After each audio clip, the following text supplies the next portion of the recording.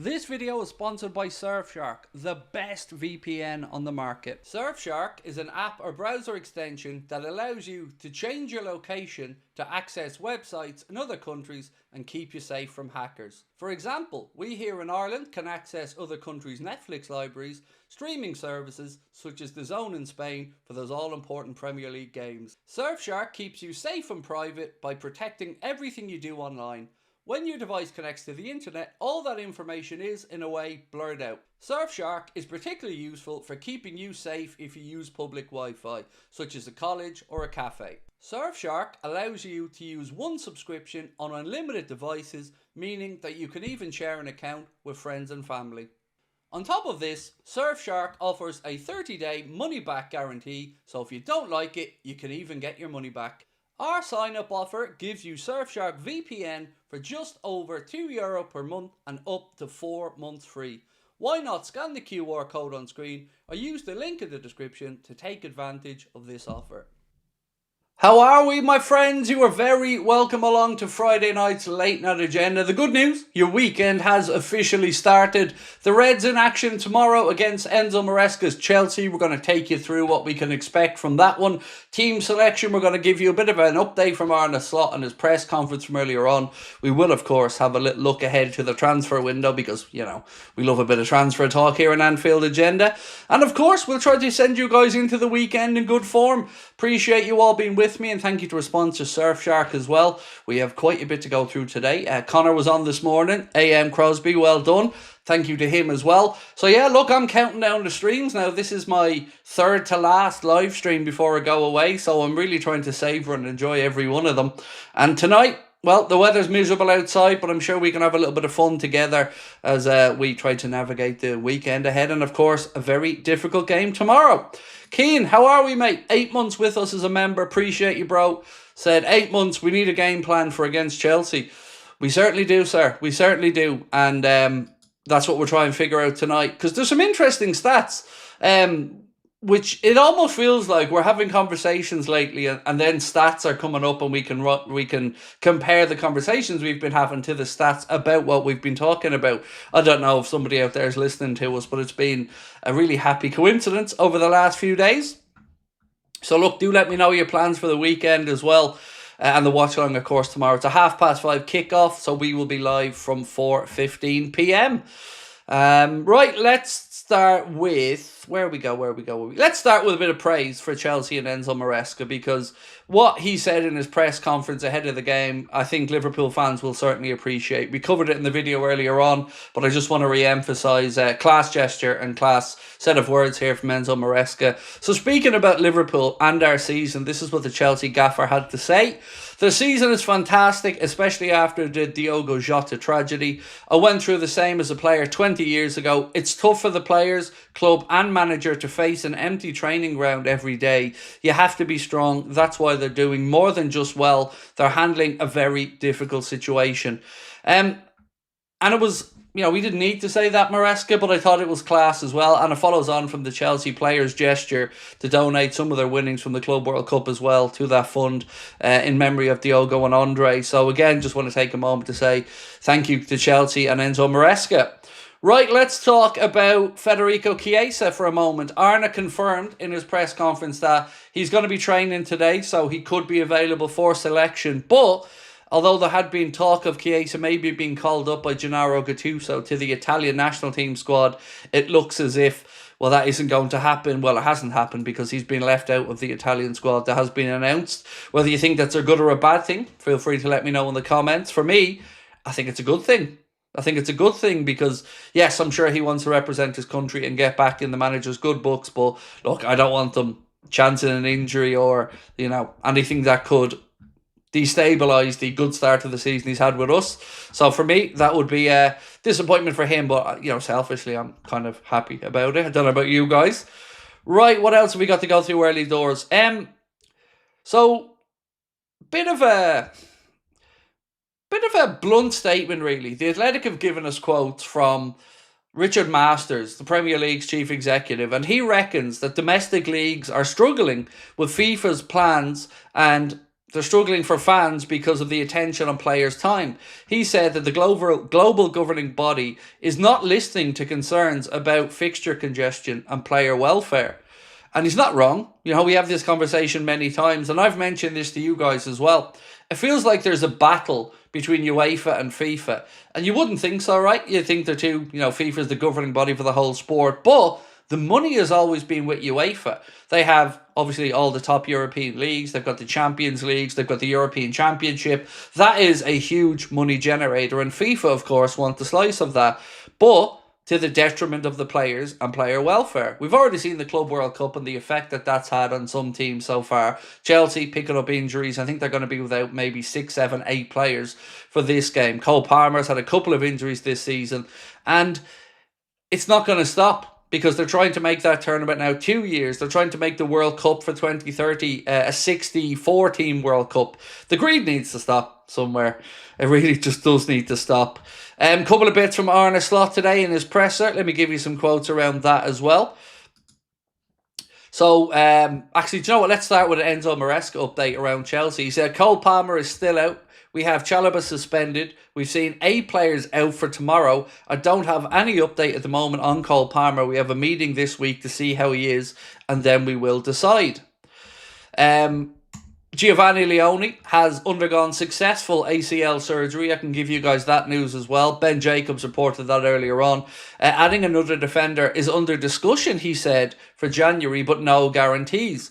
This is kind of at odds, though, to what David Ornstein has said about Liverpool looking for a centre-back. And speaking on NBC, 2 things he said. Firstly, about Mark Gay. He said, I think Liverpool would go back in for Mark Gay in the summer of 2026.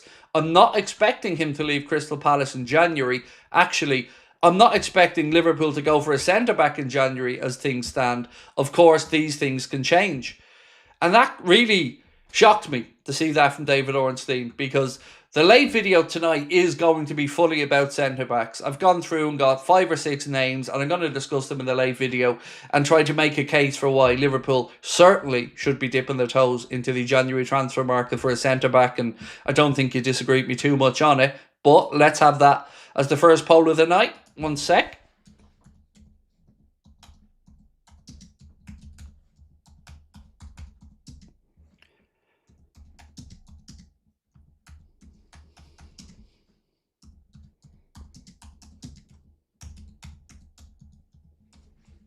Right, I like to keep these polls relatively simple. So the question we're going to kick off with tonight is, should Liverpool buy a centre-back in January? Yay or nay? And we'll revisit that in a while. David, how are we, dude? Nice to see you as always, sir. Evening, Craig, bro, and our lovely community. Appreciate you as always, David, and thank you for dropping in. So on the centre-back thing, I just can't see how we could at all risk not going into the market in January forward. Look, I understand maybe certain players may not be available and stuff like that, but we are already walking a tightrope now because of that really unfortunate injury to Giovanni Leone, which, as we mentioned, will rule him out for the remainder of this season. So now you've got 3 centre-backs and players who can be shoehorned into that position. We want to win stuff this year, right? Liverpool want to win. So for me, it's just taking too much of a risk of running players into the ground and potentially picking up an injury if we only have the 3. And that's before we discuss form or anything like that. If you're just looking at the workload that needs to be shared around between, 60, 65 games for the Reds this season, you can't have Canada and Virgil playing every single one of them. So even bringing in Joe Gomez, we're 1 injury away from another crisis. So what do? It's got to be surely get an answer in the January market. Weather. Who doesn't love to talk about the weather? I usually don't have that to talk about on here, but there has been a Met Office confirmation. So let me read this out to you about weather concerns for Liverpool's preparations.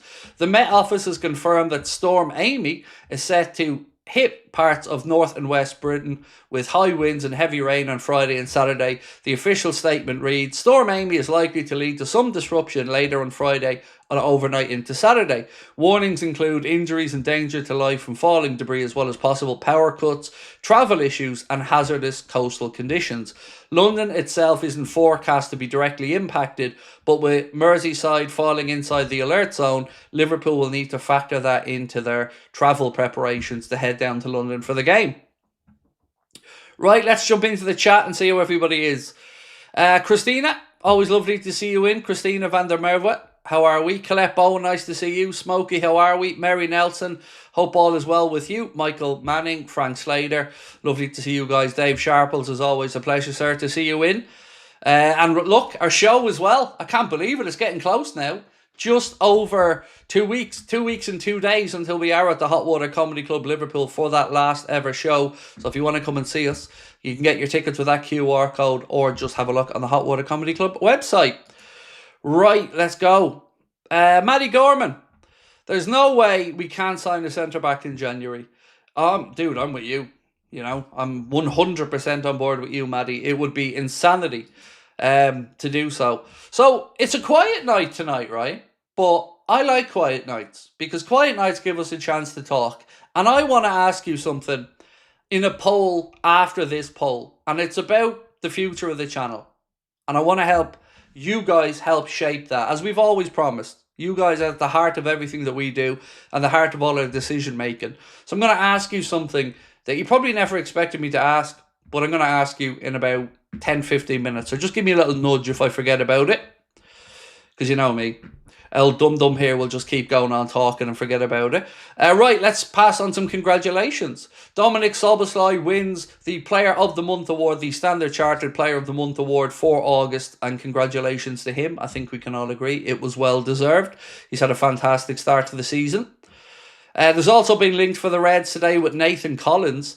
Peter O'Rourke said that Liverpool remain interested in the Brentford defender Nathan Collins.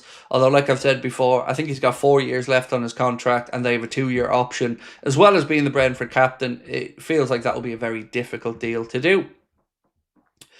Lee Jericho said, I'm feeling on edge after that weather report. Gonna go for a walk. So, yeah, the weather's not great, but like we said, it's not supposed to really hit London too badly. The reason I brought it up was it could impact Liverpool's travel preparations to head down. So fingers crossed it doesn't cause too much disruption for the lads. Weather reports for Sunday in London but we're playing on Saturday, Royston. So it doesn't matter what the report shows for Sunday, bro. We're playing tomorrow, which is mad, right? Because these games are coming thick and fast, and tomorrow, 5:30, the Reds take on Chelsea. So, if you had a chance, by the way, let me know what you think of the preview that we put up earlier on. I told you there would be some surprise decisions in there and some surprise inclusions in my predicted 11, so let me know what you guys think if you've watched it.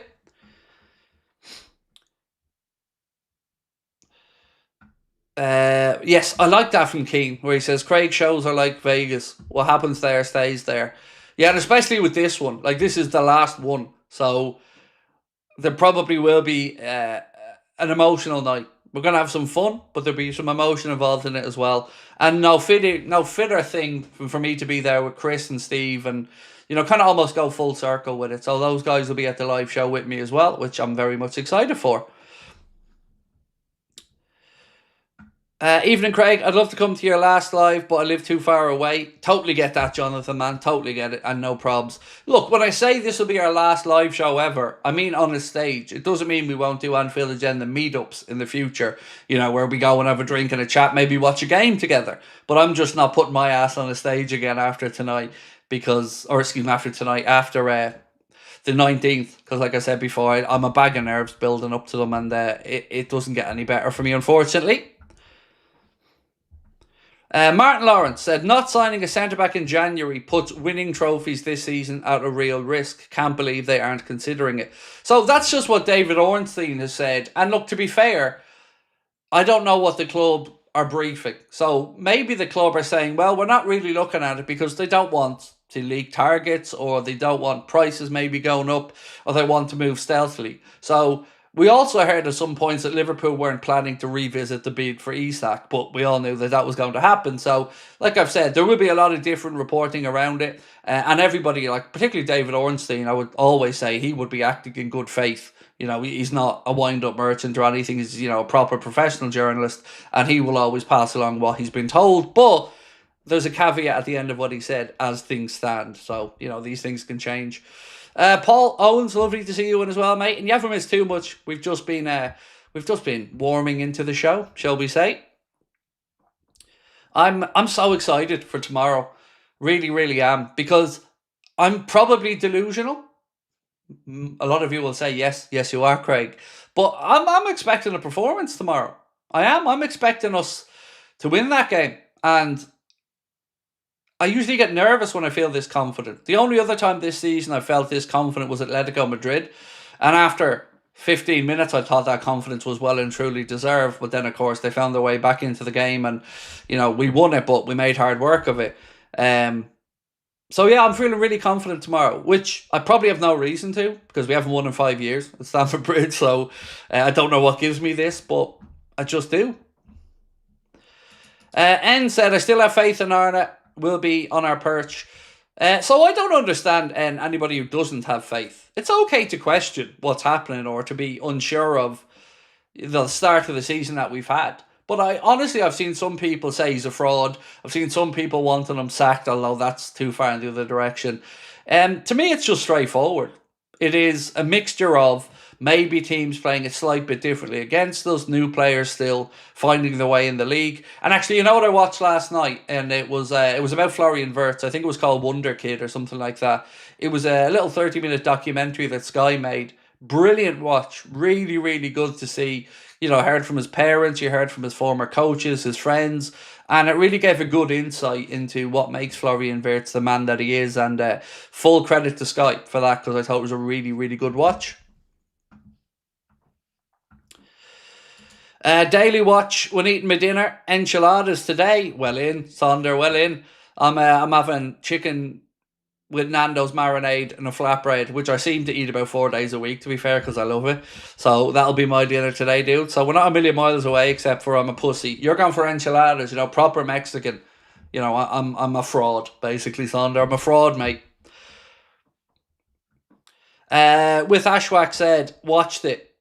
It was really good, wasn't it? I thoroughly enjoyed it. Gave a very good insight into Wirtz and quite how good he is, because there was not one person in that documentary that had any doubts. And even if you hear the noises coming from Germany, nobody over there has any doubts about it. The only people who seem to be talking about any failures of Wirtz is some of the media and certainly opposition fans. And from the opposition fans' perspective, it's of course that they more want him to fail than expect him to fail. So let's wait and see what does happen, because I've no doubts in my mind what we signed. And I'm certainly, I go in on a lot of people at times and I complain about a lot of stuff, but I've no doubts in Arna and I've no doubts in Florian Wirtz. Absolutely none. It's just a matter of time for me. Does the Hot Water stream the Liverpool game on the day? Yes, they do. They always have the games on. Every Liverpool game will be at the venue, mate. Different parts of the venue. So they have a big communal area where there's lots of benches and, picnic type tables and 8 different eateries around and 3 or 4 different bars there in the area. And it'll be free to get into that part and watch the game. I'll be in a bit of a race from the game because I'm going to that game. So I'll be driving straight from Anfield to the show, which isn't too far away. It's only a couple of miles up the road. So even with the traffic, I should be there in plenty of time. So yeah, they will be showing the game. So if you want to head there beforehand, I'm sure they'd absolutely welcome. The last time I went in there, we were doing it for the last game of the season, and we did a watch along at the Hot Water. But my goodness, it was rammed, jammers, and they always have drink promotions and stuff on in there as well. Paul Owen's going for fish and chips today. Yeah. Is there any other houses, by the way, whose mum and dad used to do that? It used to be Chipper Friday in our house all the time. And there used to be such a thing as pound bags back in the day. I don't know if they did them in the UK or not, but basically Chippers put on a special offer, or fish and chip places put on a special offer where you'd get like a battered sausage and chips for like $1.50 or something like that back in the day. But yeah, always Chipper Friday, always. Don't know if it's because it was your parents' treat for maybe finishing the Monday to Friday job or whatever, but yeah, you got to get your chippy in on a Friday. Jonathan Kirkley said love scraps. They don't actually do them over here, but I love them in the UK. But yeah, they don't really do them. So I'm weird. I like taking a bite out of my battered sausage because I like my battered sausages pickled, like almost like white with vinegar, and then almost sticking the battered sausage into the little scraps or the little bits at the end and biting and having that crunch as well. Yeah, welcome to Weird Food Combos with Craig. I've already forgot what I've had for tea today, said Toes. Would that include the 3 p.m. kickoffs? No, they can only show what's on TV. No, they can't show the 3 p.m. Well, I don't believe they can show the 3 p.m. games, no. So, fair point on that one. Goomy said same in our house. No, Chipper Saturday for Goomy. Kieran O'Brien said same in our house, Craig. Paul said stop it. Oh no, I'm starving as well, dude. Just talking about it. So yeah, I probably should shut up. Was a deep sea fisherman for 20 years. Love my fish. Wow, well in, Mike. That's a tough gig, mate. Well played. Yeah, I'm not really a fish person, to be fair. Other than a bit of cod or a bit of haddock, I really don't eat fish. But, fish and chips, that's different. Batter bits. Oh, you're killing me, Paul. You're killing me, bro. Oh, this is sounding like a bit of me now. Leona's on the Chinese tonight. Nice. Do you know what? I can't remember the last time I had Chinese. I go through phases like that where I mightn't have it for a year and then I'll eat it like once a week for 3 months or something like that. That's mad. Nice. You're all making me starving, by the way. How bleeding dare you? Although the daughter did make the Biscoff banana bread that I was telling you about. She made a fresh one last night, so well done, Circa. Sonder said, we always had fish and chips on Sundays, but in Norway we called them... I'm not even going to try to pronounce that, dude. By the way, how many is Wirtz scoring tomorrow? Let's go with 1 and not be greedy. We'll go with 1 for tomorrow, Sonder. Yeah, so Sunday in my house, probably like a lot of houses in Ireland and the UK, was always Sunday roast. You know, roast potatoes, mashed potatoes, and whatever meat your mum got that week. Craig Adams said, Craig, if you ever find yourself in Cape Town, get yourself fish and chips at Calky's in Cork Bay. Get this Snowick parcel, absolutely amazing, beautiful views while you're eating. Nice. Look, I've said loads of times, I'd love to get my ass over to South Africa at some point. It's... and even for a viewership for us, it's right up there as one of the top countries that, views and supports the channel. So certainly would love to get over there for something. Where were we? The real Johnny Sin said, Craig, we repeated the same thing that we did against Palace on Tuesday, 2 against Galatasaray. Did you see, bro, second half 1-0 down and we get the throw in by the Galatasaray corner flag, but Milos throws it short and we pass back. So I'm not denying that it happened. I don't remember that, but it wouldn't surprise me because like you pointed out, we did it against Palace as well and it drove me doolally when we did it there. So yeah, doesn't surprise me if they did it again, mate. Where was I going? I'm confusing myself now. What was I doing? I had a point I wanted to make about something, and now I don't know where I'm going with it. Right, let's check in on our poll. That'll buy me a few seconds to think. So, should Liverpool buy a centre-back in January? Yes or no? Keep voting away on that one if you can, and we get to 1,000 votes. We'll knock it on the head. Let's talk about... you know what? Let's talk about my predicted 11, now that we can actually talk about it. Because the video's out. So I'm going to run through the 11 that I would put in for this game and see what you guys think about it. So let me just go back 1 sec to when I sent Connor the list with my 11, so I remember it. There we go. So here's my 11 for the game against Chelsea tomorrow, and let me know what you think of it. So obviously it'll be Georgie Mamardashvili in goal. For me, I went for Connor Bradley at right back. I did bring in Gomez in replace of Canade because, like I said, I think bad performances need consequences. So I would have Bradley at right back, Gomez and Van Dijk as the centre backs, and I bring in Andy Robertson at left back for this one. My midfield would be the old tried and trusted midfield of last season: Gravenberch, McAllister and Szoboszlai. And then up top, I would have Salah on the right, Isak central and Chiesa on the left. That's what I would do. And this isn't, again, a knock on Cody, because I'm not one of his detractors. I just think Chiesa would give us something a little bit different and something that maybe Chelsea wouldn't have prepared for in the same way they may have with Gakpo. So that's what I would do. And I predicted a 4-2 win because for some reason in my mind, this game's going to have a load of goals in it. Like I said, I'm confident we win and I'm confident there'll be goals in the game. So let me know what you think and let me know what your 11s would be.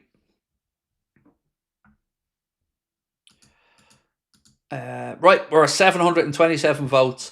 If you can vote on this one, please do for me because I want to get on to the next vote. And for the next vote, we're going to talk about, as I said, you're going to have a chance to really shape the future of our content, because I told you yesterday that we've signed off on the office build now. It's supposed to take place. It's supposed to start being built the day after I get home from my break. So the end of this month, we should break ground on the Anfield Agenda office. And we should be into it, hopefully, in and around Christmas time, somewhere around that, depending on fixtures and fittings and a few other bits.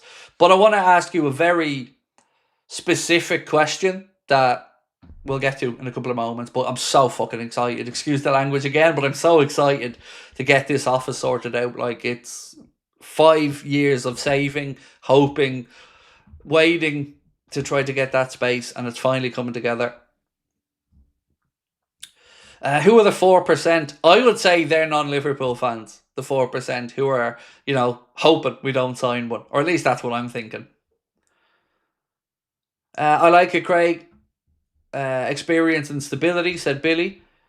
Crazy to see Patricia Routledge passed. Is that the Mrs. Bouquet, or sorry, Bucket? Yeah, what a comedic actress she was. Yeah, always watch. My mum watched that show as well growing up, so yeah. But she's a good old age, if I remember correctly. She was 94 or something like that, but certainly may she rest in peace, as she certainly made us laugh a lot over the years. I think Arna said Chiesa is struggling with a knock. He said he trained today, so, he is available. And also, he didn't play midweek, didn't travel midweek.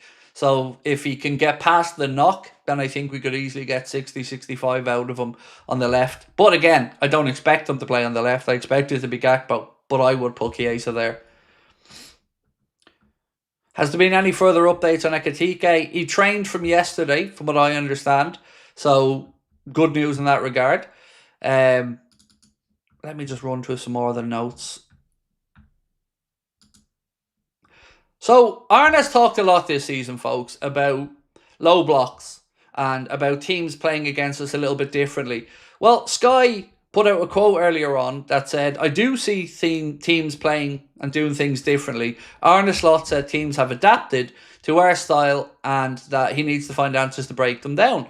But then a gentleman by the name of Michael Reid said last season Liverpool averaged just under 58% possession in games and spent 16% of our attacking phases against a low block. Well, just under 16%, but I'm rounding it up.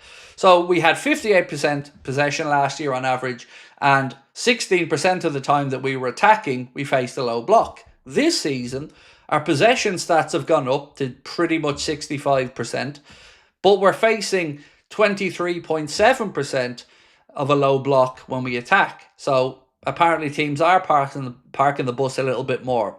But what I want to say on this is, why do we seem to be the only club that keeps banging on about the low block? Or am I just not paying attention to other clubs banging on about it? Because we've had this conversation as Liverpool fans from Klopp's time at the club all the way through to now. And low block seems to be our kryptonite and seems to be our Achilles heel. Surely at this point, with the players we've brought in, we can't be sitting here moaning about low blocks being an excuse anymore. If teams have adapted, fair enough, but start the game quicker is what I would say. An early goal and no blocks go out the window, or at least the ability to sit there and hope that you can just pinch something goes out the window, because they then have to come and play, particularly when you're away from home. So one of the things I would say is we should be starting games quick. We should be getting stuck in from the off. We should be trying to get that goal in the first 15, 20 minutes. How many times over the years have we all sat here and seen Manchester City race into a 2-goal lead in a game in 15, 20 minutes? We need to start trying to do that, and then negating an ability of a team to just sit there with a low block. Look, it's easier said than done. I'm just a fan sitting here at home. But the longer the game goes on, the more the crowd gets behind the teams that are defended with a low block, the more belief the players start to get, the more frustration starts to build amongst Liverpool players and fans. And it's just, a repetitive cycle of moaning and groaning that we've all seen for years.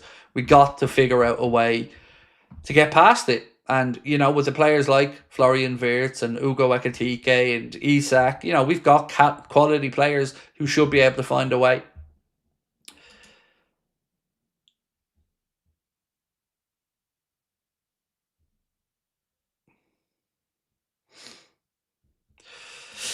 bit of a weird one, this. Thanks for your psyop by pretending you're Liverpool and pushing the agenda, Craig. We love you in Manchester. Yeah, my pleasure, dude. My pleasure. Be really weird if I wasn't a Liverpool fan. Like, I often imagine I did come on one day and go, yeah, I'm actually not a Liverpool fan. You know, I'm a United fan or I'm an Arsenal fan. Imagine that. Imagine I had pulled that scam off for 8 years. I think I deserve an Oscar, in all honesty, dude, for the emotional outbursts and stuff.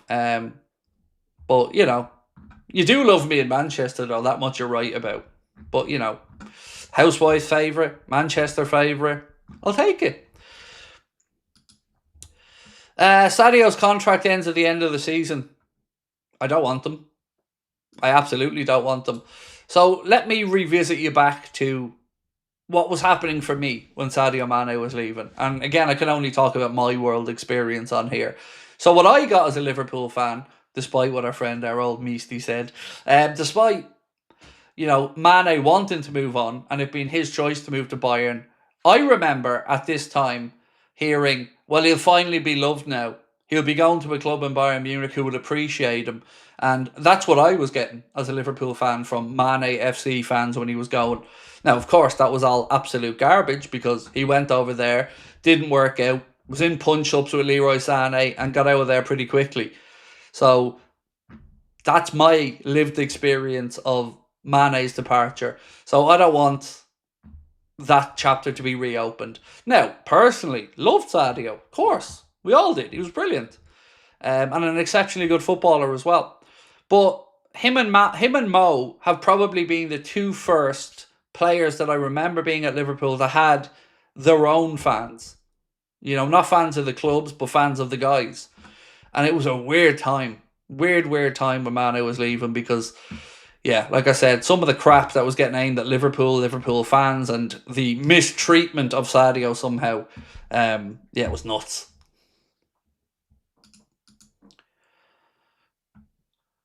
Right, we're nearly there. We've 905 votes, and then we can get to the big one for the channel, which I really am very curious to find out your answer to.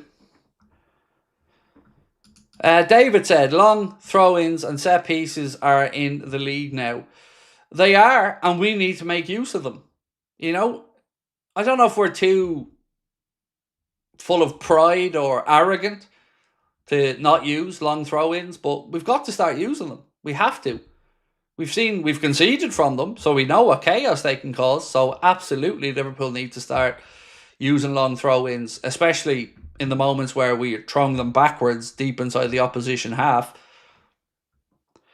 Stargirl said, if I was the opposition and thought the low block was Liverpool's weakness, I would play it every time. I understand why other teams use those tactics.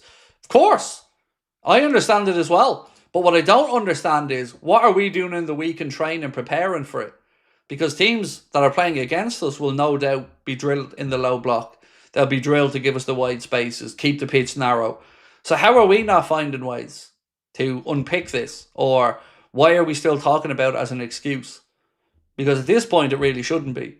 If we don't win a game, we don't draw a game, fair enough. Take it on the chin. But it seems to be the only answer that comes back from Arnott these days is, well, low block, low block, low block. There's only one team out there trying to play football. Low block, low block. Fair enough, but, you know, Florian Wirtz, Ugo Ekitike, Isak, Salah, Gakpo, Rio, Szoboszlai. There's enough talent there to be unpicking these blocks. Craig, would you take Bastoni? Oh, I surely would, Dylan. And look, I'll be talking about Bastoni and a few other centre-back options in the late video tonight. We're dedicating that whole video to just centre-backs.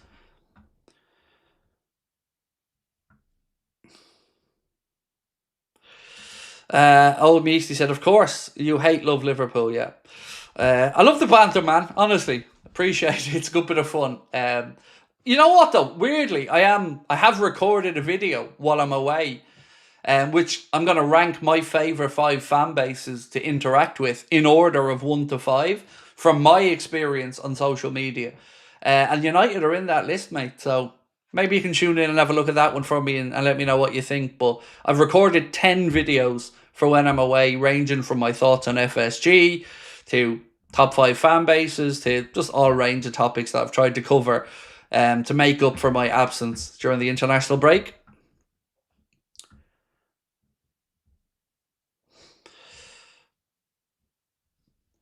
Pep complains about the low block too. Does he? Genuinely didn't know that. Not trying to say you're right or wrong, mate. Just didn't know it because I try not to listen to Pep United whenever I can.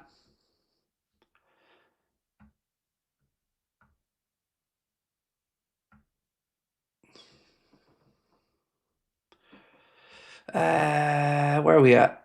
Every top club has to deal with loads of low blocks. Also, the fact we added 300 million worth of attacking talent slot had to expect this setup way from every team we play.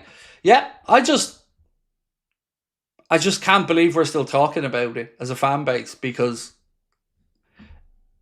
we should have found ways around it at this point. And look, sometimes we do, but it seems like every time we don't score, that's the answer. Low block. They're playing with low block. Low block. Sometimes I agree with Arner. Sometimes I disagree.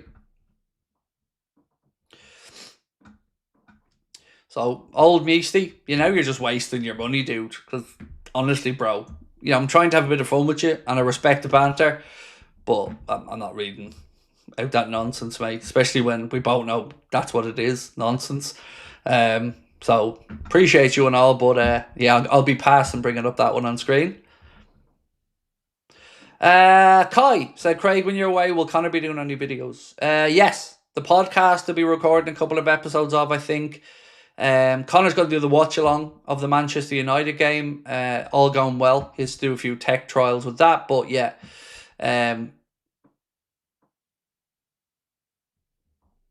I think there was others. I think there's a few other ones he's going to do, but yeah, we will be doing a few bits and pieces. But do you know what's needed on a stormy night? Said Dave. Soft kitty, warm kitty. On that, at our live show, I've decided you're all going to help me torture my wife. You're probably looking at me now going, what is this weirdo thinking about? Yeah, we're going to record it on the live show.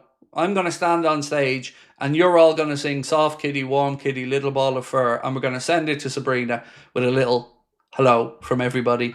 Because it's what she'd want, right? She's probably going to be missing me back here in Ireland, thinking, Craig's over there at the show. I wonder what they're doing. Well, we let her know. Let a few people sing Soft Kitty, Warm Kitty, and we'll video it and send it to her. That should be fun, right? She'd appreciate that. She's not here now at the moment. She's at the gym, so I can talk openly and get away with it, And by the way, I had to have her explain to me what this gym thing was. Apparently it's somewhere where you go and work out. I don't know.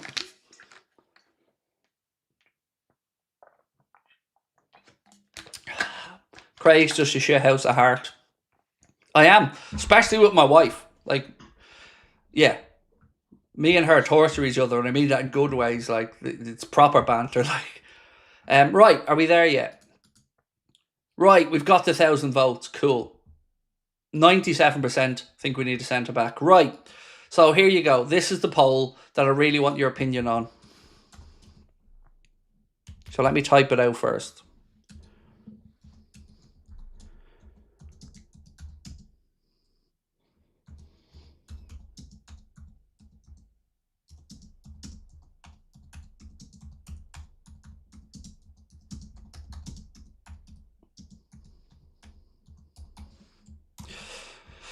Right, so I was sitting there last night and I was thinking, and I was talking about the studio that we're getting built, and I was really excited by it, and I started to sketch a few things out, as you do when you're trying to figure out what it's going to look like and blah, blah, blah.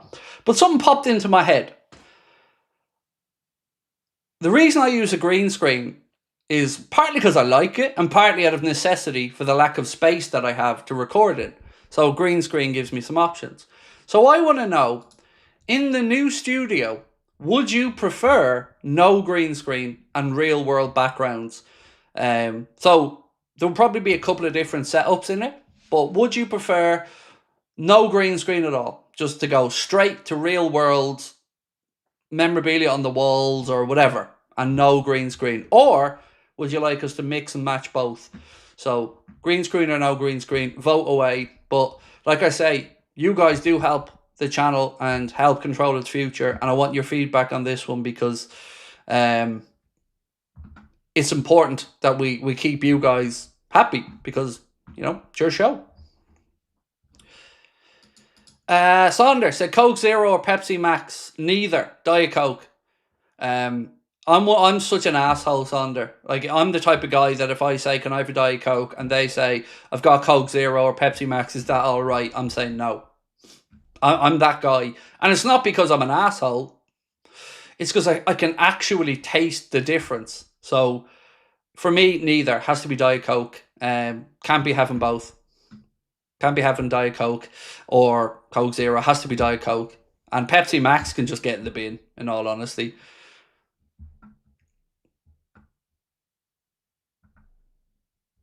So, with regards to the backdrop, we'll still be able to have, without the green screen, we'll still be able to have the overlay, the scoreboard, and the other bits. Like, everything that you see around the outside, like the Liverpool News Show, the Surfshark thing, we can still have all of that. All of that's still capable. But the backdrop would either be, let's say, the Anfield Agenda logo with a light shining through it and some jerseys and trophies and medals and, Liverpool memorabilia, or do you want it to be as it is now, with a mixture of both? So I'll leave that one up because I'm really, really interested in what you guys think on it. Martin said, I still have faith in Slot, but we're not seeing a balanced team or in game management he did last season. So we should ask questions, in my opinion. I mean, it's always fair to ask questions, Martin. I've never pull anybody up who just wants questions answered. I mean, it's fair enough. I pose loads of them about the style of play that we have. I'm not sure about which one concerns me more, though, because one of my favourite attributes of Arna's last year was that in-game management and those particularly half-time tweaks that he was able to make, and we'd come out and figure it out and get better in the second half. So, yes to that. I do agree that we seem a little bit less able to do that this season. But finding the balance of the team, I think that's going to take a bit of time between the injuries that we've had, new players coming in, and obviously Diogo's passing, as well as losing Trent at right back and some of those relationships around the pitch. They're going to take time to form. So that I've more understanding of, because I do think it will click and we will find the way. But no more getting players out of position. That really is winding me up.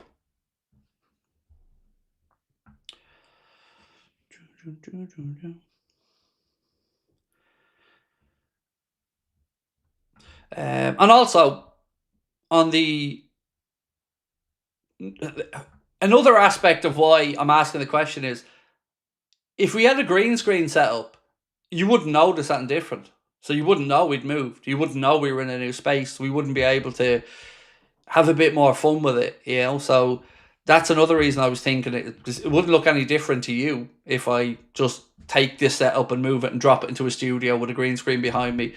It would still look the same to you. You wouldn't see the difference. So again, we'll leave it there. I don't know. I'm torn on it because I like both ideas. I love the fun you can have with green screen, but I do also want to show that we've progressed as a channel and we've got a proper area to work in. That kind of, I think, and I have this vision of getting a proper table built and stuff with our logo and a few other fun bits. Ollie said, do you think we're being harsh on Slot? We got beaten by one of the best teams, unbeaten in 18, and then lost after a broken night's sleep for the squad, then played in an atmosphere unlike anything. You've made fair point. Do you know what? Let's end this poll and we'll do it again, because I think you want the option of both in there from a lot of what people are saying. So bear with me.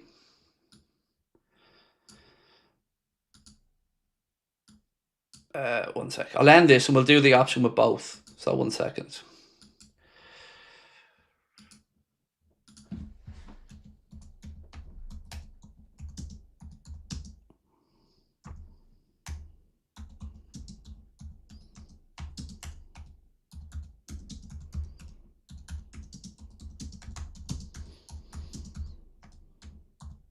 Okay.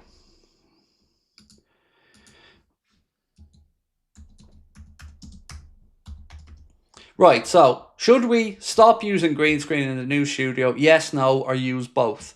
Because, of course, using both is an option.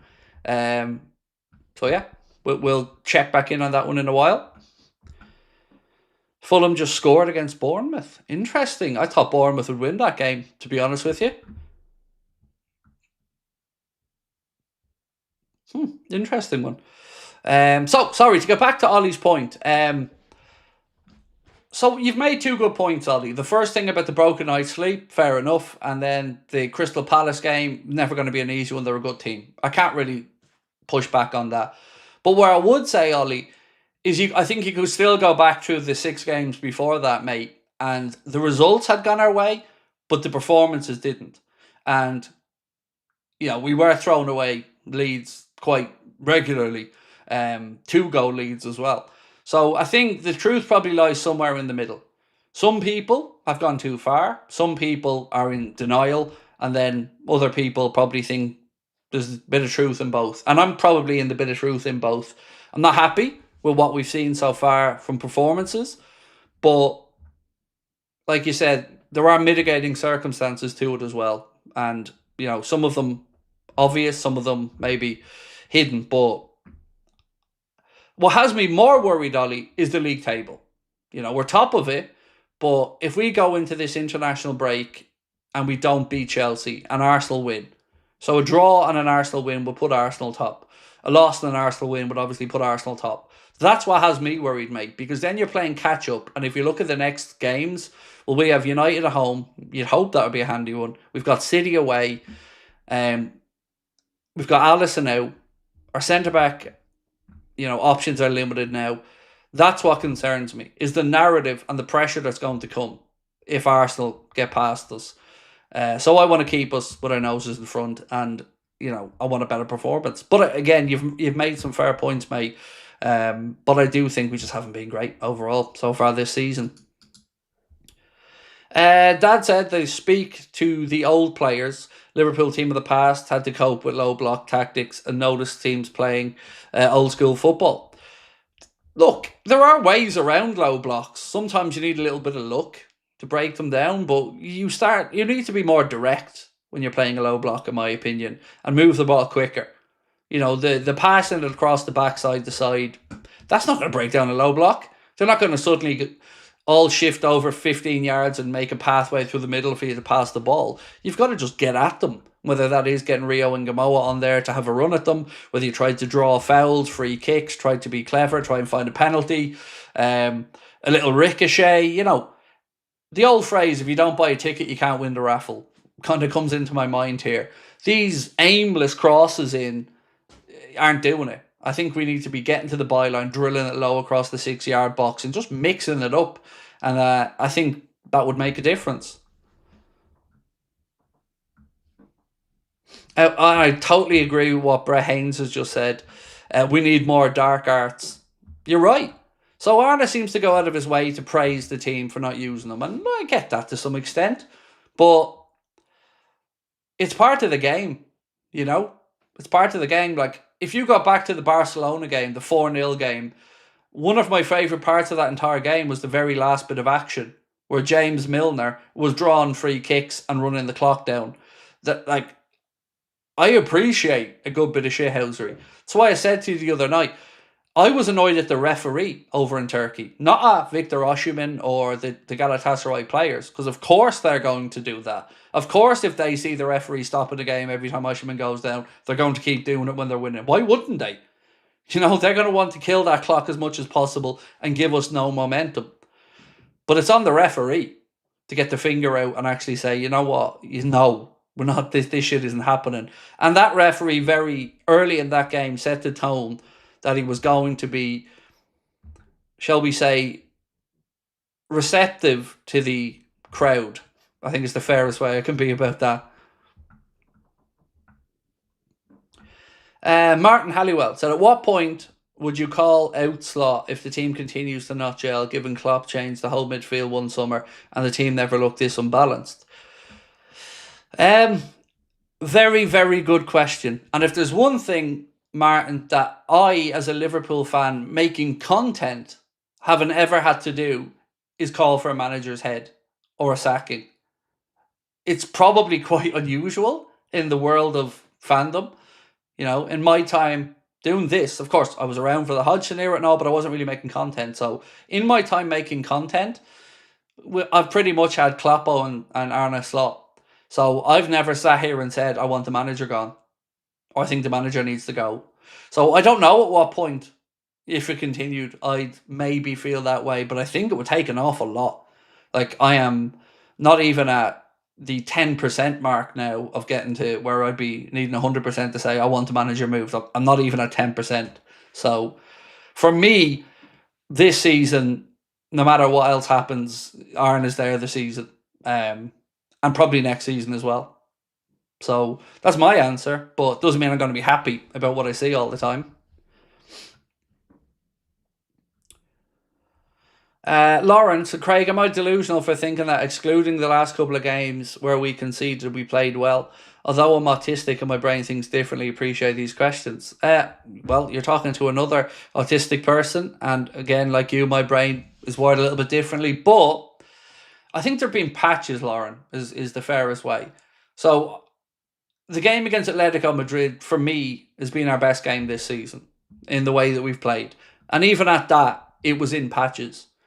There have been 10, 15 minute spells in other games or games where I thought we'd started okay. But for me, mate, I wouldn't yet say there's been a 90 minutes where I've gone, yeah, that was great. But there have been patches. Those patches just need to get longer. Soren Ledlett, thank you for gifting 10 memberships, bro. Absolute legend. Appreciate you. 1-1. Semenyo, as Jonathan Tucker said, scored there for Bournemouth. He's having a good start to the season, isn't he, Antoine Semenyo?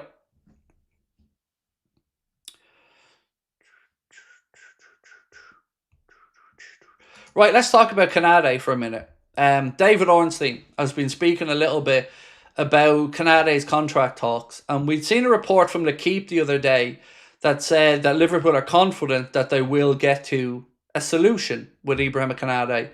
This kind of paints a slightly different picture, but, you know, not defeatist. It said, David Ornstein said that there has been talks and reports that Canade has rejected a new contract, but I don't think it's so much a rejection, maybe more of a stalemate or a lack of an agreement, basically. I'm told that talks between Liverpool and Canade are active and ongoing, but that nothing is close. Thoughts on that? You know, probably sounds about right, to be fair, with where we're at. I got a bit optimistic when I'd heard the L'Equipe reports that Liverpool were hopeful they could get to an agreement with Canade. But if you mix in that report with this from Ficajes in Spain, I wonder, are Real Madrid starting to feel like maybe they won't get Canade? Because there's been a little change in the narrative coming out of some accounts over there. And this one said, given his recent form, Real Madrid senior management are having doubts about pursuing a deal for Liverpool defender Ibrahima Canade.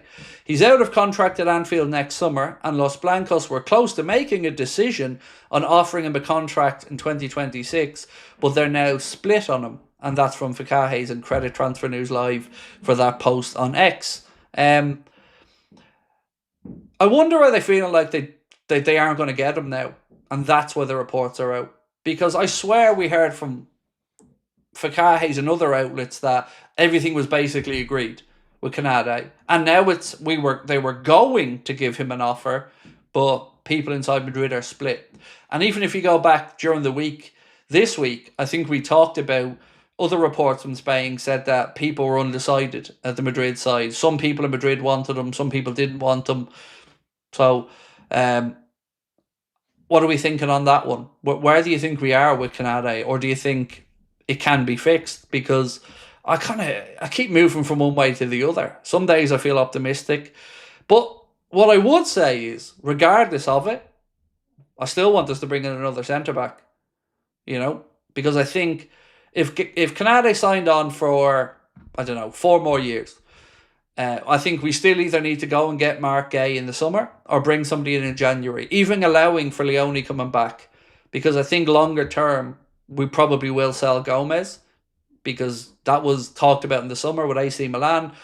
Came very close at the end of the summer. So I think him moving on could be in our future.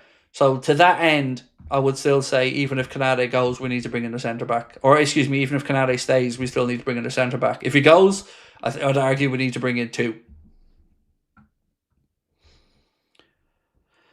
Sharon Evans said, I think it's more that they are seeing what we are seeing, to be honest. I mean, I totally get that, Sharon. Like I said the other day, it's kind of a real juxtaposition from what we'd seen last year with Salah and Virgil, who were playing for a new contract but were playing out of their skin and almost made it impossible for Liverpool not to get a deal done with them. With Canade, at least so far, you wouldn't say that if Liverpool are at X amount and he wants X amount, that his performances are going to get Liverpool up to that. So at the moment, yeah, it's probably not a great time for him to be maybe looking for big pay bumps with the level of performances that we're seeing, not matching it. Woofu Blam Blam said, Craig, did you see the Celtic handball? No, I seen it hitting a player's face. Didn't see the handball, but I get what you're saying. It was a disgrace, mate. An absolute disgrace. And I'm not a Celtic fan.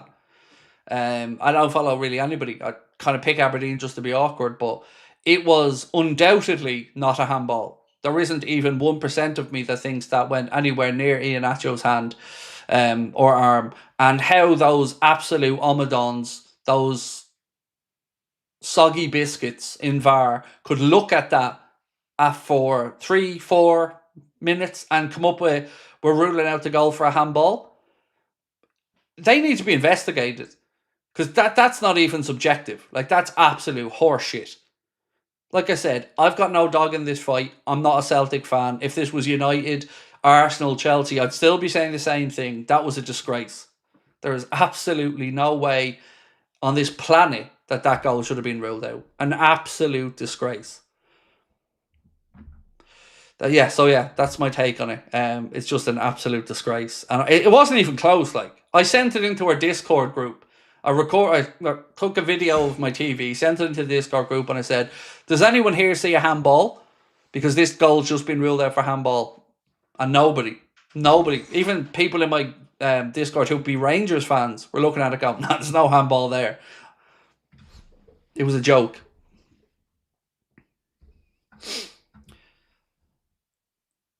David said we should go back to the team that won the Premier. Well, I agree until we can start to add the players in bit by bit, David. You know, so for me, my thinking would be, in the Premier League, while we're figuring it out now, I would say go with that tried and trusted midfield in particular. And then when you play in Europe or in other competitions where maybe the pace is a bit different, maybe then you throw Wirtz in, or you bring Wirtz on, like I've said, 60, 65, when teams are tiring a bit or when the game's becoming a bit stretched and maybe there's a bit more space, just until he builds up the confidence. The real interesting dynamic, I think, moving forward in the short to medium term will be the Isak Ekitike conundrum and what he does there. Because obviously, it's not really a fair fight at the minute. It's not a fight, but it's the only phrase I could think of. In that, Ekitike at least has had a full pre-season and is fit. And Isak is still playing catch-up, so we're not really judging apples and apples at the minute. But I'm very intrigued to see what he does longer term with that dynamic.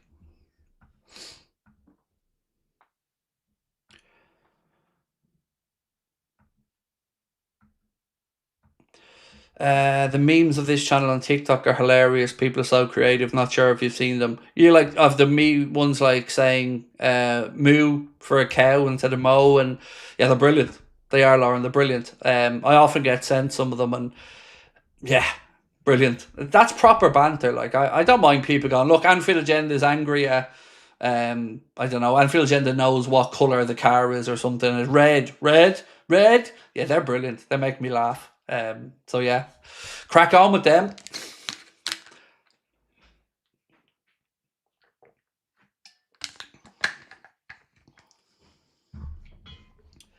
Paul said, hey Craig, do you think Slot just changed things too quickly with new signings? Hopefully we'll revert back and ease them in.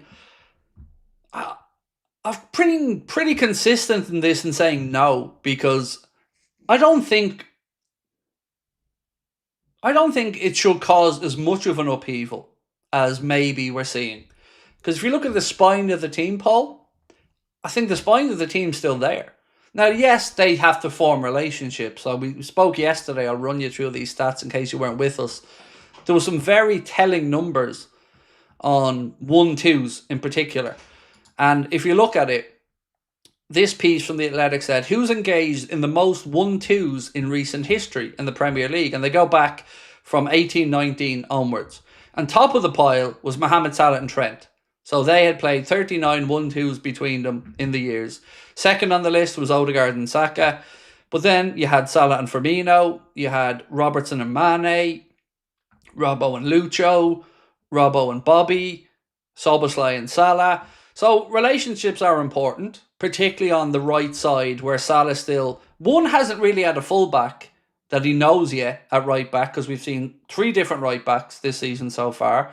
So Salah's still trying to figure out and work out that relationship. Then you add in the difference in midfield, where you've got, let's say, Wirtz in there, who's also trying to find his way.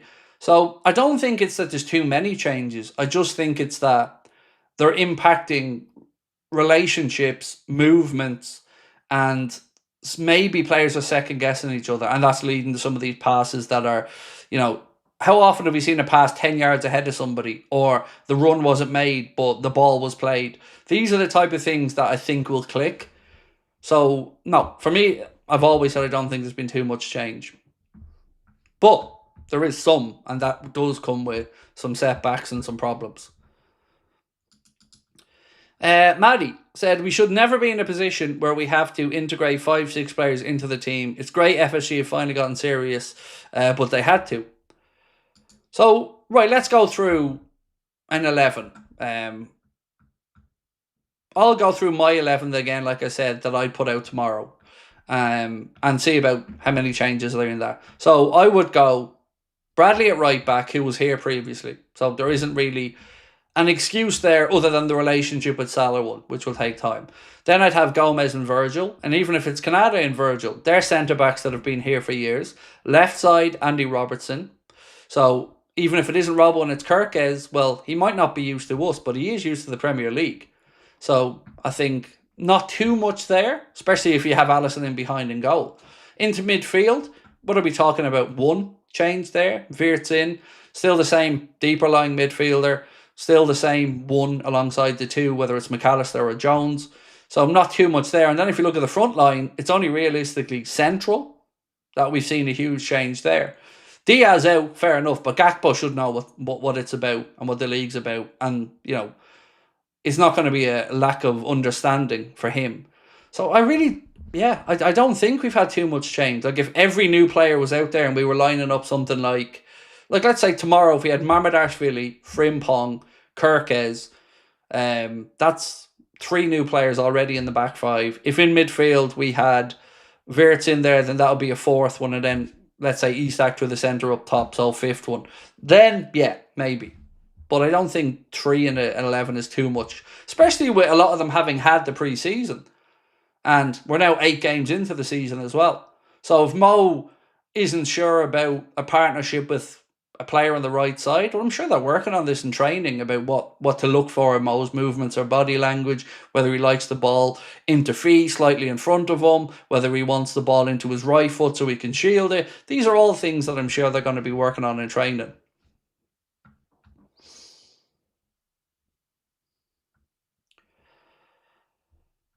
David Wood said, it must be the training that isn't working because the new players aren't bedding in. So I am wondering about the training sessions, mate. I'm not saying they're not working, but I'm wondering about it. Like, what else has changed? Well, obviously, Giovanni Van Bronckhorst has come in and we lost Johnny Heidinga. Now, you and I aren't on the training ground, so we don't really know what a difference that has made to the coaching. So, have we lost something from Johnny Heidinga being there that we're not really getting from Van Bronckhorst? So, there's only so much we can try to figure out really as fans.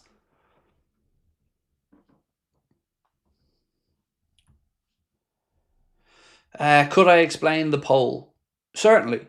We are building a studio in my back garden, and it's going to give us a huge space to work in. Well, a much bigger space than the corner of the living room I'm in now. So we're building a studio, and we're trying to map out what we want the studio to look like. So, what goes in this space and that space. And I was sitting there last night thinking, and I thought, do we need the green screen anymore? Because the whole point of the green screen is to give me, a bit of fun and the look like I'm in an environment that's bigger than the small cramped space I'm in the corner of my living room. So we don't need that if we're going into a studio. But there's still other benefits to the green screen that I do enjoy. So that's the reason I'm asking the question, because I've always promised that you guys will shape the future of the channel, because it is your community. So I wanted to know what you would like to see. No green screen and going to like a real world effect where we've got memorabilia behind me, or the Anfield Agenda logo on the wall or something like that, or whether you'd like a mix of green screen, no green screen. So green screen in some setups, no green screen in others.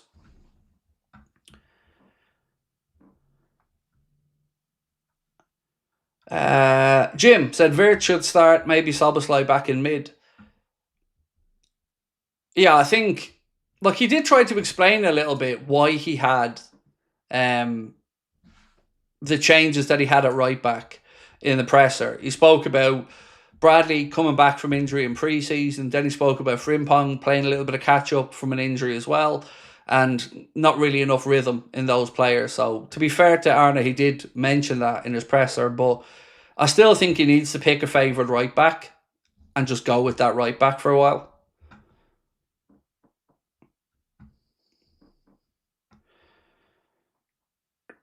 Would love physical setup, some jerseys, maybe a little Champions League trophy. Oh, I have... Look, if we go for the route of real world setup, I have a load of framed jerseys, paintings, Liverpool paintings. I have a full-size Premier League trophy, full-size Champions League trophy, loads of cool shit that I could put in the studio if you want real backdrops. That's why I'm asking, because some of the stuff we'd need to get made to order, so we'd need to plan ahead with it. But yeah, don't worry, I've got no shortage of the memorabilia side of it. Sonder said Wirtz played left in a 3-4-2-1 in the 2. Should play the left for us. All his best actions come from there. Szoboszlai in the 10 helps a lot with press. So I guess it'll come down to, if we're playing a double pivot and we're playing with two players and we're only really giving one a free roll ahead in Wirtz, or if the manager tells Gravenberch to sit a bit deeper again and not really to get forward as much, and we let Szoboszlai and Wirtz in this scenario move forward. You're right about the left-hand side being his preferred. I looked at a heat map from his time at Leverkusen, and certainly central and drifting out to the left were where he was at. Not really much on the right at all. So definitely is. And an interesting heat map as well for our two strikers from the small sample size that we've had. Ekitike seems to be right across the front line. So penalty area, outside the penalty area, left and right. It's very clear with his heat map that he drifts around. Whereas if you look at the heat map, again, in the small sample size we have for Isak, very central and some to the left, but nothing towards the right. So you can see where he favours the ball as well, or where he's trying to get in the positions.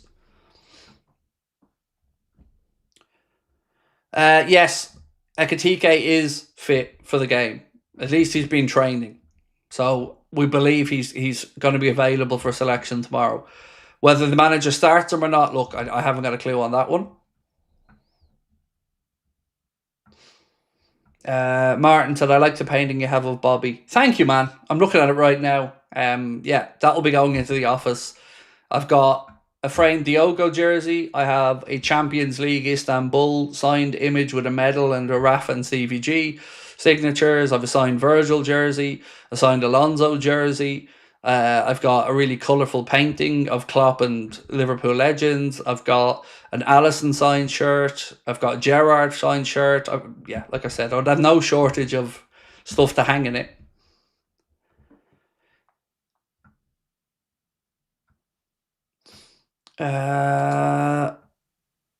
Do you think Wirtz's performance could improve? They have to, Liam. They have to, mate. I've no doubts about him succeeding, by the way. I just think, we need to be realistic with him. Some players will come into the Prem and they'll hit the ground running and you'd swear they've been playing the league their entire life. Others take a bit longer. Szoboszlai was probably an example of a player that took a little bit longer to get to grips with it. Andy Robertson took about 6 months before we've seen Robertson even being trusted enough by Klopp to get played all the time. So I'm in no panic about Florian Wirtz. So yeah, I wish the narrative, especially from Liverpool fans, would chill a bit on it. I can understand everybody else wanting him or almost panicking, going, ha, he's failing. But, you know, we need to just take a breath on it a bit.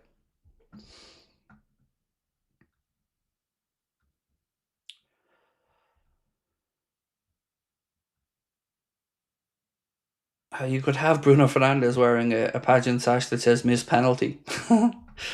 Yeah, I don't want Bruno Fernandes anywhere in anything that I have to do. Thanks. That's probably going to haunt my nightmares now for a little while. What else have we gone through from earlier on today? Collins, Canada, So Enzo Maresca gave a bit of a fitness update from the Chelsea side. He said Maresca said that Cole Palmer's still out, Chalobah's suspended, and they've 7 or 8 players out of the game tomorrow against Liverpool. Giovanni Leone has undergone successful ACL surgery, said Ben Jacobs, and adding another defender is under discussion for January, is what he said. Also, he said Liverpool continue to work on an extension for Canade, having made their latest formal offer before the summer transfer window shut. With Canade's long-term future unclear, Liverpool are looking at a range of centre-backs. Gay remains high in their thinking.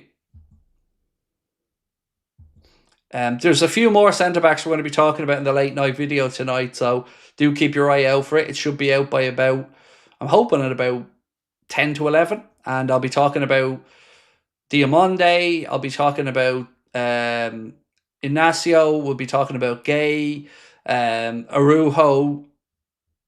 I think there's 3 or 4 more in there as well that I have put aside for that video. David Ornstein speaking on NBC said I think Liverpool would go back in for Mark A in the summer of 2026. I'm not expecting him to leave Palace in January. I'm not expecting Liverpool to go for a centre-back in January as things stand, but of course things can change.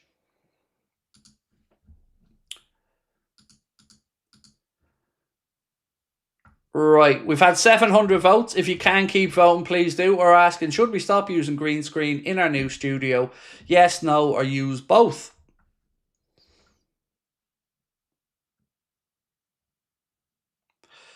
Is there any hope on Chiesa being added to the Champions squad? He already is, Jim.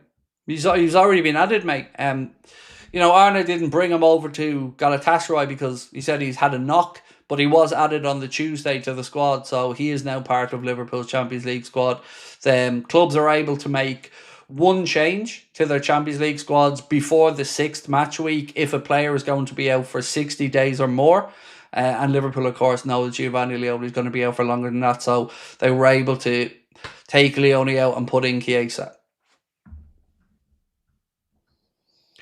Please comment on BBC's article on Wirtz and Liverpool. I don't know the article, mate. So I'm happy to comment on it if I know what the basis of the piece is, but I haven't seen it.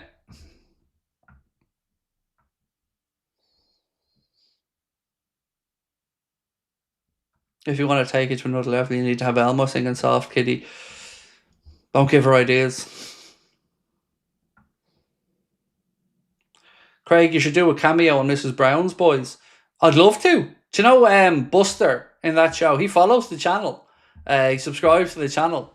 We tried to get him on for a video actually at one point, and I don't think we caught his attention on the message, but I'd love to. God, I'm a huge fan of Brendan O'Carroll. I remember Brendan O'Carroll doing comedy shows in like pubs and clubs in Ireland, like when I was a kid. So yes, please. And like I said, yeah, Buster Brady does watch the channel, Brendan's son in real life. So if that opportunity ever arose, then God, yeah, count me in.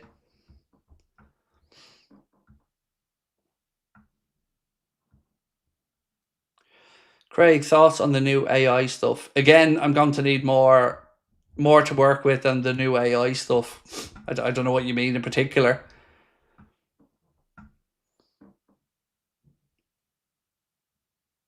Craig, after the press conference from Arna and all the new updates, what's your final prediction for tomorrow?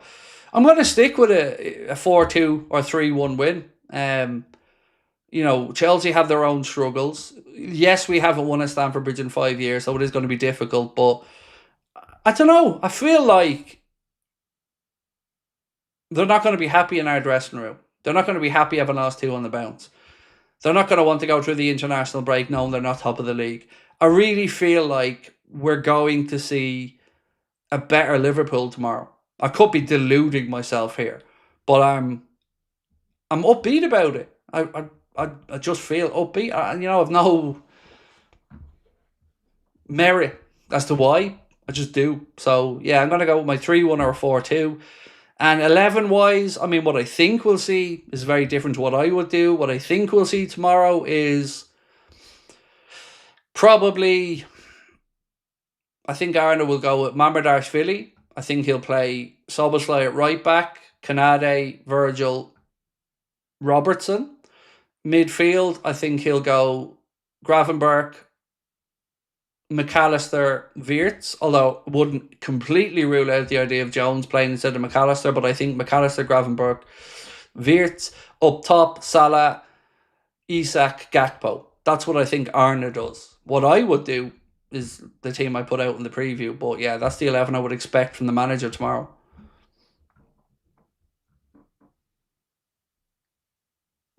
Sharkovic said I'm also upbeat, Craig. Yeah, it's just, I don't know, I feel like they're going to want to prove a point as well. And I think they're going to go out there tomorrow. And Maresca is, we've talked about Arna and stuff like that. Maresca has his own pressure, believe it or not, coming on him as well. So let's see if we can go there tomorrow and, add to his woes.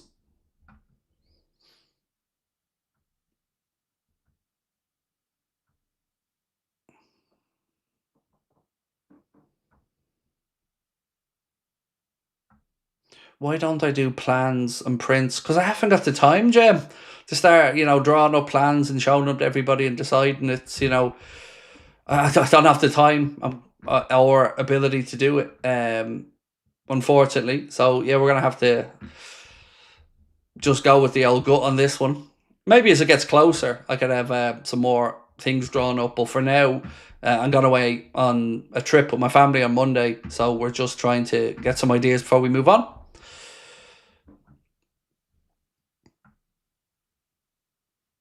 I expect Maresca to do a low block with 5 defenders.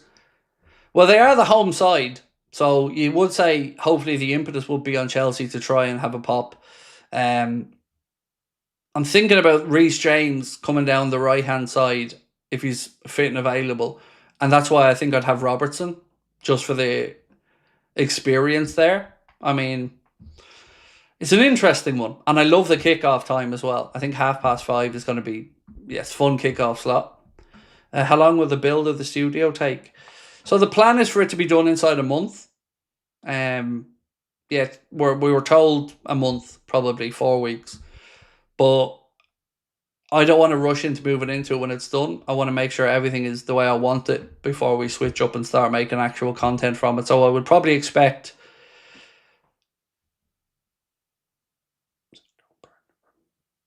in and around Christmas is probably where my head's at for when I think we'd move into it. Rowan Kerr said, "Hi Craig, with our current centre-back situation, we must go for the best available in January." Oh dude, I'm right with you, 100%.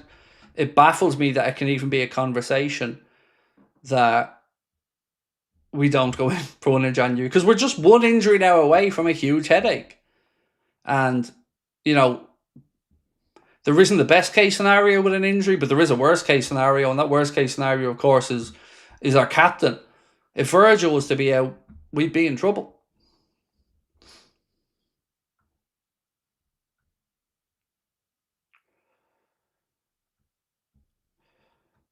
Chelsea doesn't defend well lately, said Scott. Their low block should be easier to pick if they try it.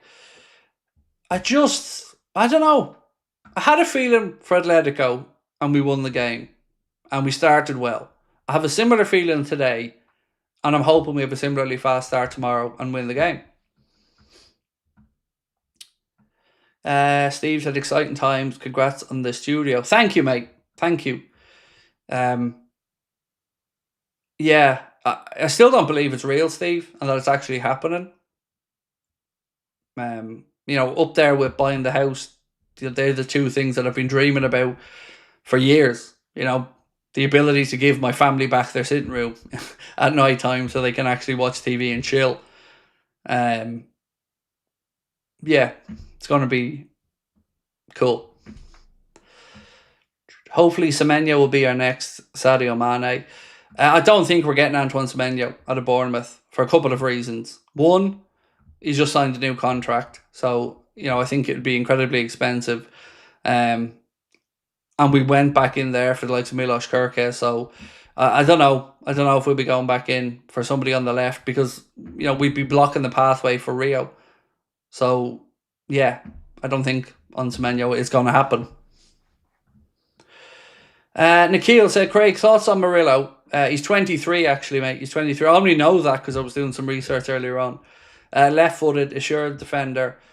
Certainly, he's going to be in the video that I'm doing for the late night video tonight, mate. Murillo's one of the defenders we'll be talking about in it. And he's certainly, some outlets that I've been reading up from describe him as a dream target or an ideal target for Liverpool. But I would also say he would be a very, very, very expensive one. As well as being maybe a dream one, he'd be an expensive one. Paul said, hope you have a good time in Turkey when you're here. Thank you, Paul. Appreciate that, mate. I usually do, to be fair. I always enjoy my visits to Turkey. So yeah, we'll be over there from Monday. Would you consider a loan move for a centre-back in January? I wouldn't. No, I wouldn't personally, because I don't understand the upside of it. So, you bring in a player on loan. If he does well, you think about buying him, you don't. But the psychology of it I always find weird. Because if you have a loan player and then you buy them, it doesn't feel like you've got a new signing at that point because you've gotten so used to the loan player in the previous months that when you make that deal permanent, I don't know, it just doesn't feel as exciting. And also, I don't like loans because who's going to want to loan you a centre-back of the level that we'd require? I can't see that there'd be many clubs out there. Usually, if you want to loan a player, it's somebody who's either fallen out with a manager or who's not performing. And look at the loans we've had in the past. Oza and Kabak, like, come on. I don't want nothing like that again.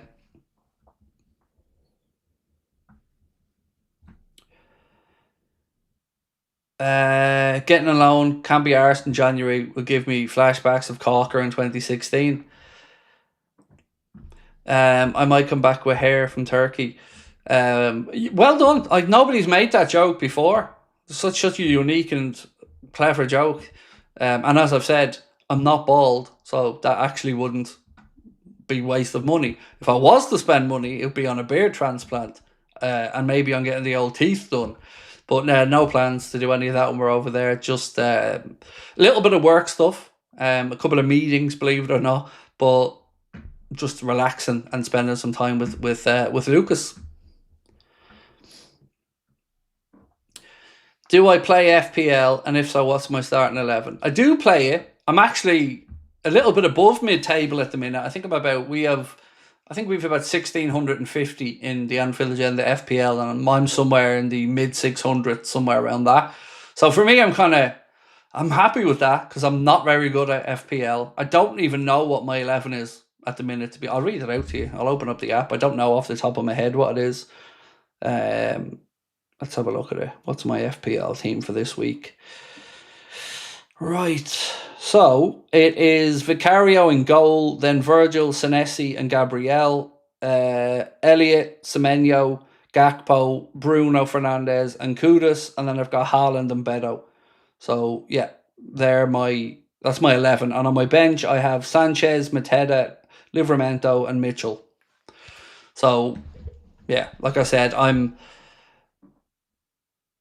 far worse than FPL than you think. And it's not that I don't take it seriously, I do. I just, I'm never great at it. I think I'm too stubborn or something.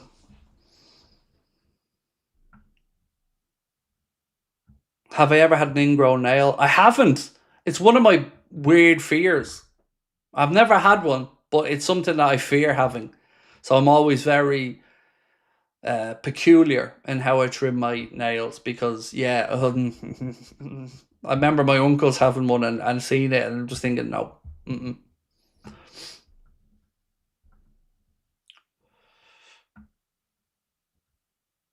Sharkovic is 462. So at one point, Connor's partner was like, oh, what? Hang on. Oh, I think she was fourth in ours and like top 100 or something in Ireland. Like she's fallen back down a little bit there, but there was one time where her team was.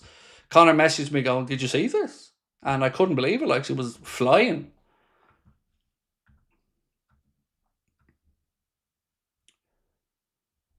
Who am I captaining this week? I want to say it was Haaland. I want to say it was Haaland. Yeah, Haaland's my captain with Semenyo as my vice captain. I got one right now and it hurts too much to play football. Ouch. Yeah. I feel for you, bro. Certainly, yeah, it's one of those things that I hope I don't get. So I'm very regimental in the way I trim my nails.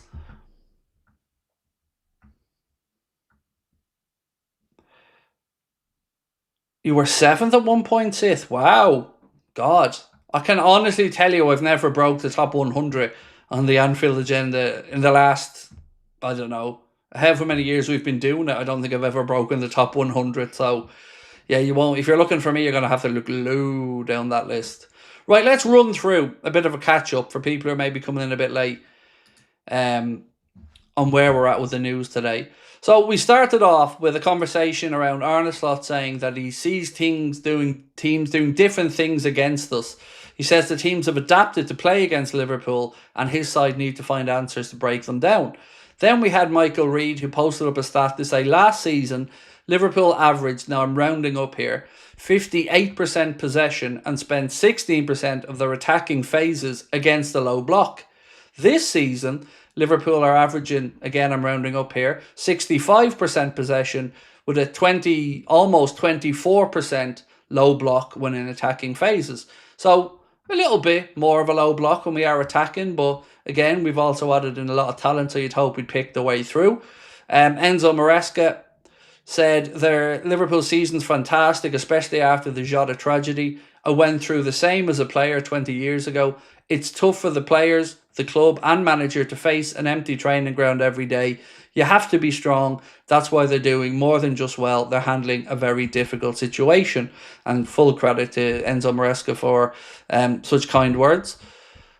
So Chiesa has not been called up by Gennaro Gattuso to the latest Italy squad. So, you know, that's, I'm going to say, a good thing for us in the short term. Peter O'Rourke has said that Liverpool remain interested in Brentford centre-back Nathan Collins. Then we gave you that report from Vicajes that says, given his recent form, Real Madrid senior management are having doubts about pursuing a deal for Liverpool defender Ibrahima Konate. He's out of contract next summer and Los Blancos were close to making a decision on offering him a new contract in 2026, but they're now split on him. Then we congratulated Dominic Szoboszlai, who is the Standard Chartered Liverpool Player of the Month for August. Very well deserved. Maresca gave a bit of an injury update for his side ahead of the game. He said Cole Palmer is still out. Chalobah is suspended and we've 7 or 8 players out for tomorrow. I don't have an update at the moment on Palmer. We have a meeting this week to see how he is and then we decide. Then we had a report from Ben Jacobs that said Giovanni Leone has undergone successful ACL surgery. Adding another defender is under discussion for January, but no guarantees. Speaking a little bit further, Ben Jacobs said Liverpool are continuing to work on an extension for Konate, having made their latest formal offer before the summer window shut. With Konate's long-term future unclear, Liverpool are looking at a range of centre-back targets. Gay remains high in their thinking. Then we spoke a little bit about David Ornstein on NBC, saying, I think Liverpool would go back in for Mark Gay in the summer. I'm not expecting him to leave Crystal Palace in January. Actually, I'm not expecting Liverpool to go for a centre-back in January as things stand. Of course, these things can change. Speaking also, David Ornstein said, there's been reports that Konate rejected a new contract. I don't think it's so much a rejection, maybe more of a stalemate or a lack of an agreement, basically. I'm told talks are active and ongoing, but that nothing is close. So that is kind of where we're at with the situation with Ibu as well. Nearly up to the 1,000 votes, so we only need 50 more votes and then we can get there. We're asking, should we stop using the green screen in the new studio? Yes, no, or we should use both. Craig, I want Wirtz, Szoboszlai and Maka to shoot more. They all have powerful shots, but they're not using it enough this season. Gravenberch has this season so far, to be fair. We need to shoot quicker as well, Billy. There's so many times this season where we've created an overload or moved the ball into a situation where we can get a shot away. Then the player's taking a touch and then the shot gets blocked. So a little bit quicker in our shooting would be one thing I would say. And yeah, much like I was talking about putting in low crosses, getting to the byline, trying to get a second ball or something in the penalty area. Yeah, sometimes against a low block, you take a shot, it might take a ricochet and it flies in. So some more of anything that's proactive, I would say, is worth doing, because passing it side to side across the centre backs is just frustrating us all.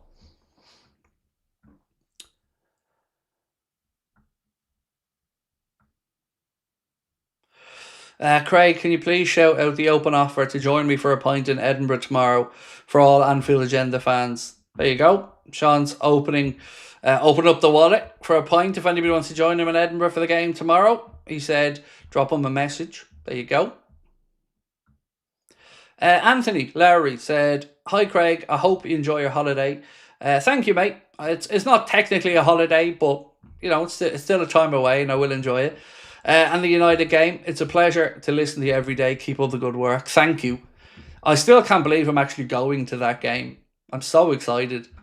It's been about 3 years since I've been to a Liverpool game now, and to be going to this one in particular, I'm super excited. Going to be flying over with Brian, LFC USA, his brother and his brother's wife as well, who are going to be staying in Dublin for a few days, and then we're going to fly over and spend a couple of days in Liverpool together and go to that game.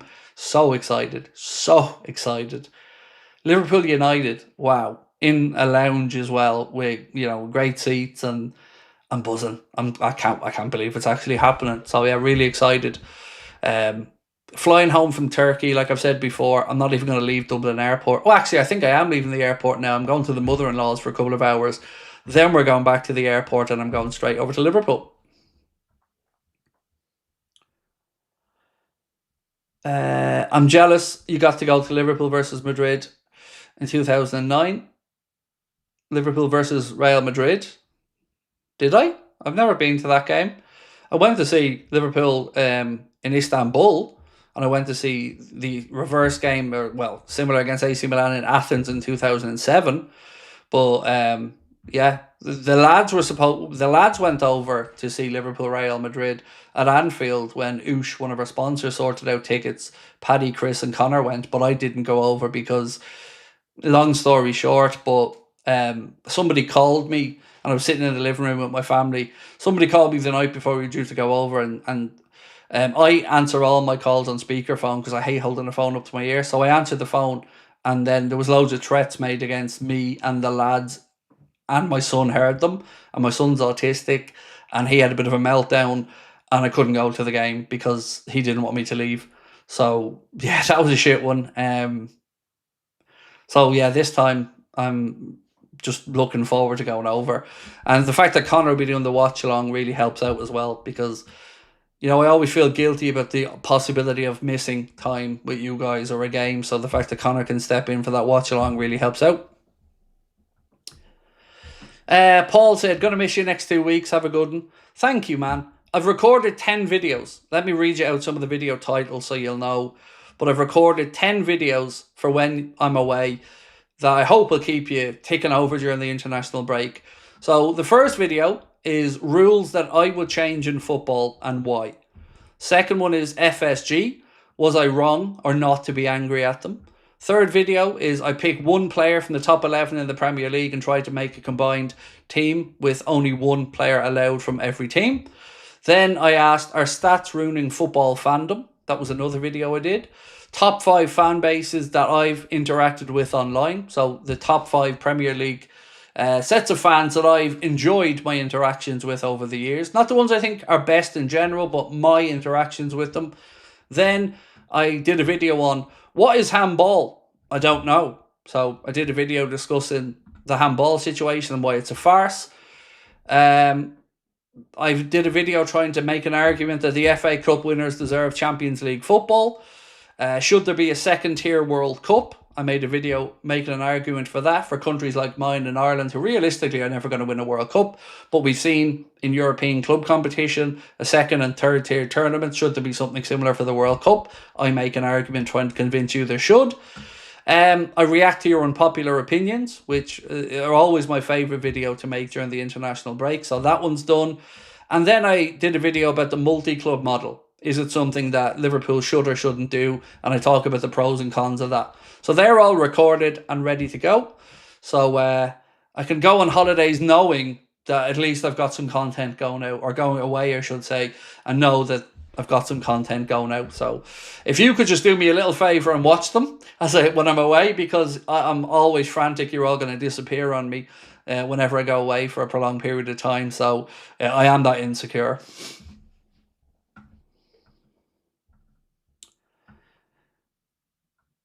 Mary said Connor's very good doing the videos. I like listening to him.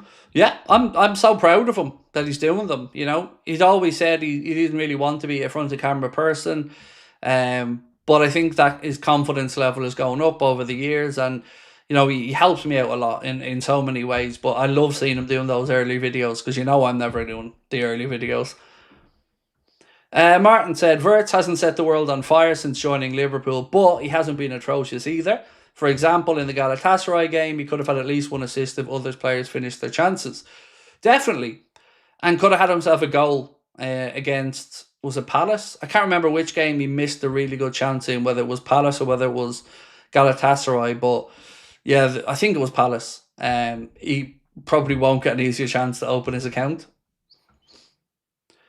Craig, favourite Irish international team?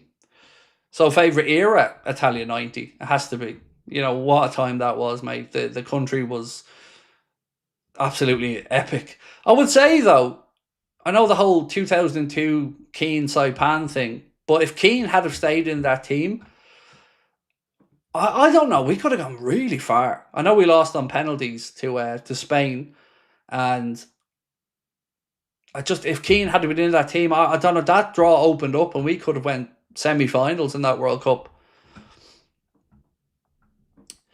Jan said, we'll never leave you, Craig. Enjoy your holiday with your family. Thank you. Look, I just get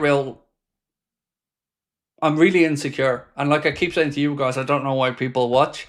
So when I'm away, I just think, yeah, they're going to find another channel. They're going to find people. They're going to realise how shit I am. And they're going to go and, you know, find somebody else to watch.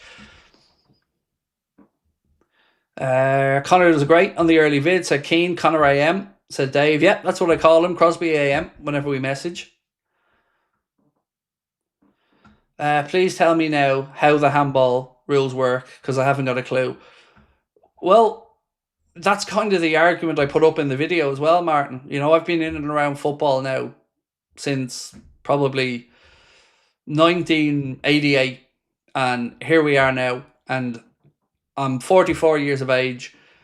I've been in and around football for 36, 37 years, and I still don't know the handball rule. I know what it should be. I know what I was taught growing up, but I haven't got a clue the way it's being used now. So I make the argument that it's being used against the actual laws and the way it's written. And also I make an argument that they judge the handballs differently for a defender and an attacker, and that again isn't written into the rules. So that's one of the ones I enjoyed making the most, to be honest, because it's a topic I feel pretty passionate about. Because it's a piss take. The handball rule as it is at the minute is a piss take. Now with the channel like Anfield Agenda, thank you. Agree, buddy. Best era by far. My sticker book. That was awesome. Do you know what I always remember, mate? Packy Bonner saves with the Irish permanent. I remember that poster after Bonner saved Tomofte's penalty, and then David O'Leary stepping up to score. the winner. Just incredible, man. What a time. Craig, we ain't going anywhere, said Andy. Appreciate that. Smokey said Craig will be here when you get back. Enjoy yourself. Deserved it. Don't forget the broccoli for the United game. No broccoli. No broccoli. God, no broccoli. What TV show am I watching currently? So I'm actually I'm about to watch the second half of the Charlie Sheen documentary on Netflix. Watched the first half, loved it. About to watch the second half tonight. I watched the 8-part series about the Dallas Cowboys. That was really good as well. What else am I watching? I've seen all the old reliable ones that you'd think of. Like, I love Billions. That was incredible. Succession, absolutely sensational. What else am I watching? Do you know what? I'm a fecker for not introducing too many new things into my life. So I'd rewatch the likes of Big Bang Theory, The US Office, Seinfeld. Yeah, shows like that. I just rewatch stuff over and over and over. Stuff that I like. Only Fools and Horses, Faulty Towers, those type of stuff.